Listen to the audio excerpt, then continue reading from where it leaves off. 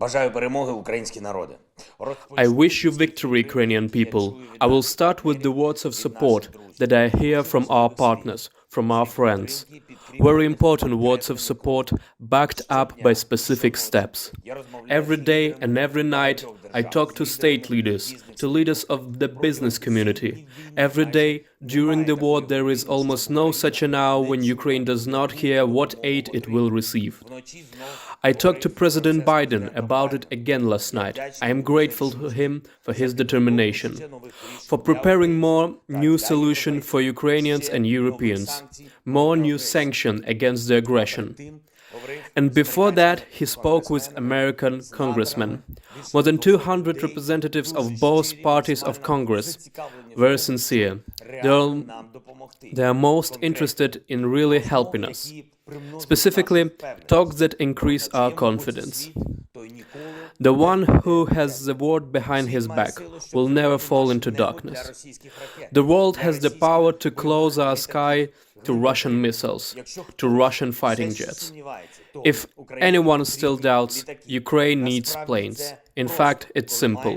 If you have the will to make the sky safe, Ukrainian sky, European sky. I spoke with the Prime Minister of Australia, and I'm grateful to Australians for their moral stance on Russian exports. There should be no port where a terrorist state can make money. The Prime Minister of Albania, Bulgaria and Israel support for Ukraine. Inspirational conversation with Elon Musk, with a man who makes rockets for the future, instead of killing with rockets for the sake of the past. We talked about how to win, about how we will work later, after the victory. The support from global businesses, from the leaders of the most advanced companies, is no less important for Ukraine than support from leading countries. When the corporate world is with you and it is not afraid, then you have double protection, triple weapon. You have a future. Ukrainians, we have already won our future. But we are still fighting for our present. We are fighting for where the borders will be set, between life and slavery. And it is not just our choice. The citizens of Russia are making exactly the same choice right now. These days, these hours, between life and slavery. Today, tomorrow, in the coming week. This is the time when it is still possible to defeat evil without irreparable losses. When they threaten with dismissal or a police van for a position, but not with the gulag. Material losses, but not executions. Don't miss this opportunity. Social media, friends, acquaintances, and not so much colleagues and relatives. You must be heard. We, Ukrainians, we want peace. Citizens of Russia, for you, this is a struggle not only for peace in Ukraine. This is a fight for your country, for everything good it had, for the freedom that you have seen, for the wealth that you have felt. If you remain silent now, only your poverty will speak for you later, and only repression will answer it. Do not be silent.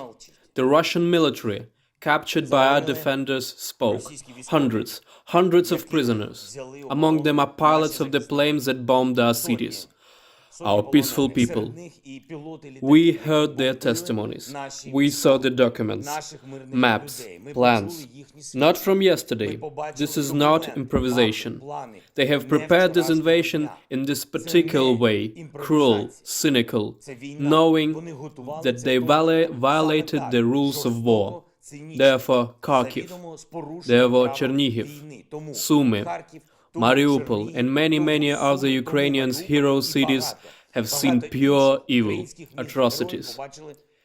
It was planned that way, but it will not kill our humanity. Nevertheless, we treat prisoners with the framework of the Geneva Convention. Nevertheless, our missiles do not strike civilian targets in Russia or Belarus, from where missiles fly to our territory every day. There are columns of equipment, aviation flying, against peaceful people, against peaceful cities. Zhytomyr, Korostyn, Ovruch, suburbs of Kiev, cities in the south. They are preparing to bomb Odesa. Odesa! Одесу. Russians has always come to Odessa. Here they always felt only warmth, only the sincerity. And now what? Bombs against Odessa, artillery against Odessa, missiles against Odessa. It will be a war crime. It will be a historical crime. Ukrainians, we have been fighting for 11 days for freedom, for our state. We persevered. We already understand how we will rebuild our country. We are already forming special funds for reconstruction. There are already 4 of them. Funds for the restoration of destroyed property and infrastructure. Fund for economic recovery and transformation. Public debt service and repayment fund. Small and medium business support fund. And this is just the beginning. But right now, we need to be strong. We need wisdom. We need freedom. We need a victory. We need peace. Glory to Ukraine. Ще потрібні сили, потрібна мудрість, потрібна воля, потрібна перемога, потрібен мир. Мир, щоб зберегти Україну. Слава Україні!